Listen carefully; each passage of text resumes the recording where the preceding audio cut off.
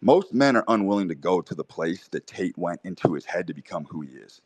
You know what I'm saying? Like, you have to understand, this is an objective fact. Tate was a nerd. Go look at fucking teenage pictures of Tate. He was a fucking nerd.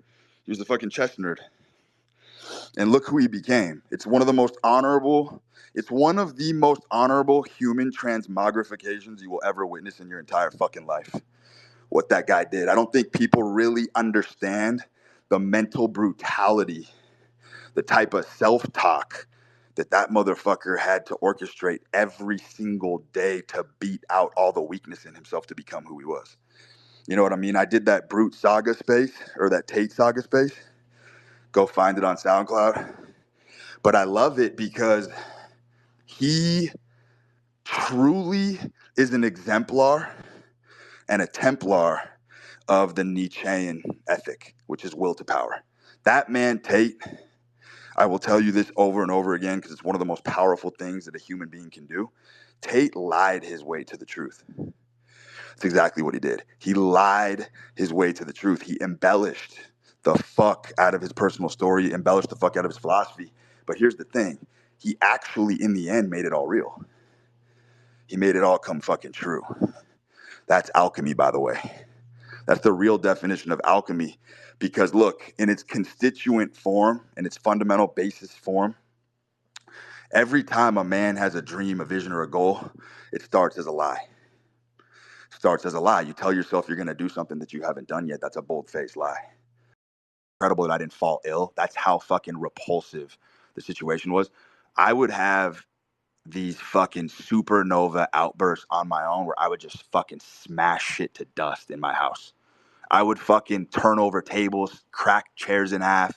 It was like a 1 minute fucking outburst, and then I'd just be cool again.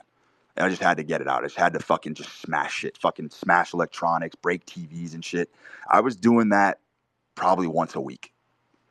And honestly, it was the most mentally healthy, sane thing I could do. I came to realize this during that process.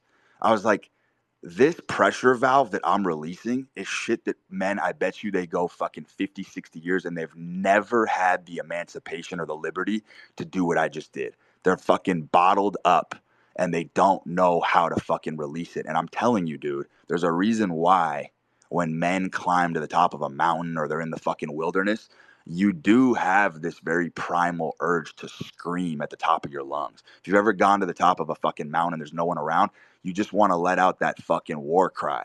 You want to let out that war cry when no one's around. I do think that men are extraordinarily repressed emotionally. Extraordinarily repressed. I think I've been playing with this theory for a while, and I'm pretty close to cracking it. I do fully believe that women are the rock in the relationship. I do.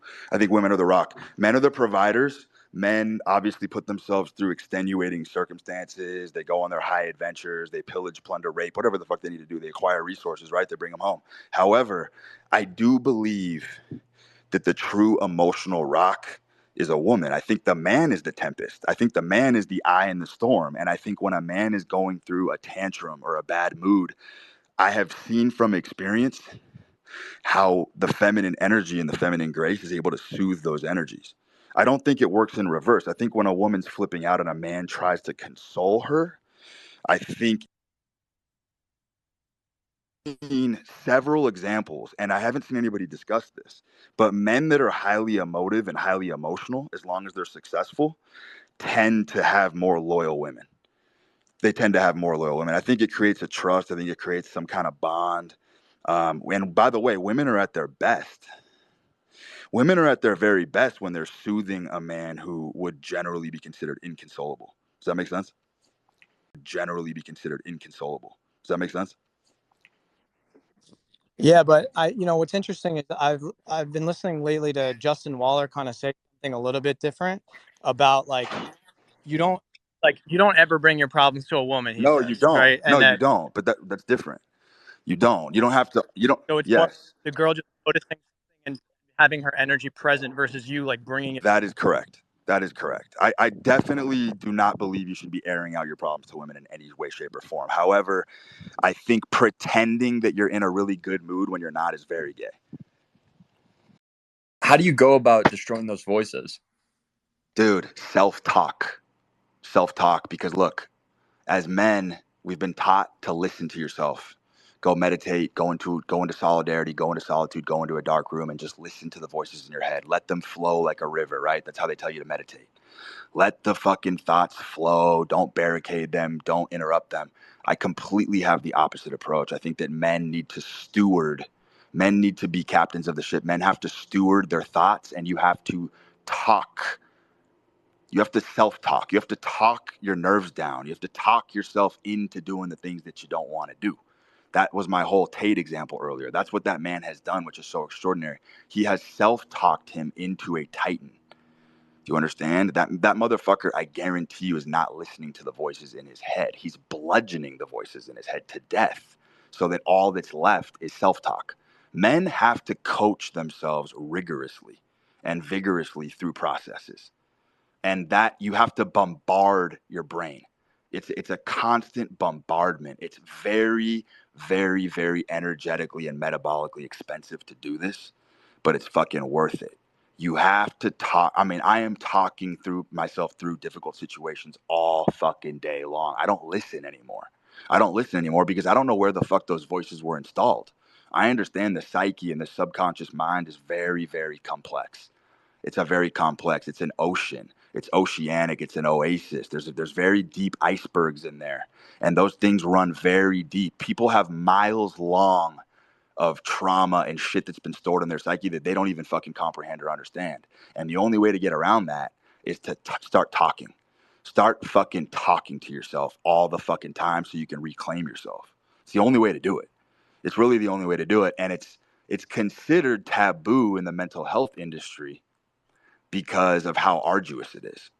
Because, you know, you can run into situations where you do have episodes that are not fun and they're not pretty. You know what I mean? And this society is all about sanitization. This society is all about fucking cupcakes and rainbows and puppies and chocolate. Like, they just want men to be normal. They want men to be average. They want men to not think outside the box.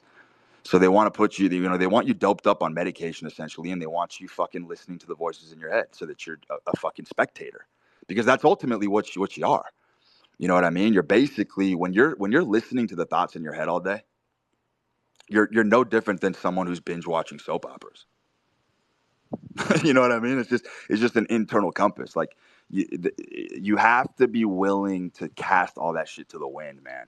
And it's brutal. It takes years of practice and deconditioning, and then once you're free from it, you'll know. There will be a day that comes, and it'll be the best day of your fucking life, where you realize that you do have control. Again, you do have control. All the fucking intonations and all the shit that was kind of dawned on you by other people all goes out the window, and now you're a free thinker. Now you're the man of yourself, and you can be the man that you want to be. It's the most powerful fucking work that you could possibly undertake. But it is a 24/7 job. You cannot stop doing it. It's a cudgel, like I said earlier. The mind, you have to, it's torturous at times to wade through this shit. You know what I mean? And that obviously comes with danger. Look, as we all know as men, all high reward comes with danger, right? It's just how, if it is a want already, then you already know that's not baked into your story. You know what I mean? Like, if you don't need to become rich, you're never going to get rich. People who want get zero, by the way. People who want things get nothing. That's some parochial wisdom. That's some wisdom that has been moored into the test of time. People who have base desires, those things never come true. And if they do, they're gonna piss it all away. The way you really know who you are is by the things you need to do. The things you need to do. If you need to get your ass in the gym and become an Olympic weightlifting champion, then that's what you were destined to do. Life is very easy. All you got to do is follow what you need to do. All that shit's nonsense. If you're really, really trying to be an extraordinary human being, you have to be strong enough not to fucking lean on those people in those times of support. Look, asking for help here and there is fine, obviously. But if you know you have a constant supply of someone who's going to bail you out when you come across misgivings or misfortune, you're just going to depend on it forever. You know what I mean? And then you end up with which is ironic, you end up with that Peter Pan complex. You end up with that Peter Pan syndrome of never wanting to grow up. That's why we got a bunch of fucking man babies running around. Yeah, I totally agree. It's just hard to like let that go. Of course it is. Takes fucking genetically engineered cantaloupes for nuts to do that. You got to have huge fucking stones. Huge. Thanks, Root.